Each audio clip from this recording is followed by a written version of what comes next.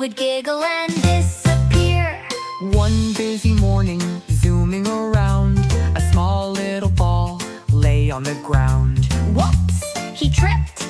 Oh, what a fall! A tiny ouchie, not bad at all. Toys on the floor, clothes in a heap, plates on the bed. Oh, what a leap!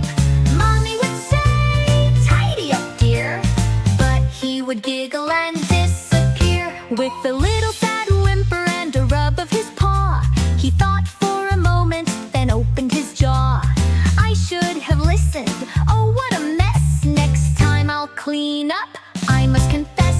So he picked up his toys, put clothes away, carried his dishes without delay. His room looked neat, shiny and new.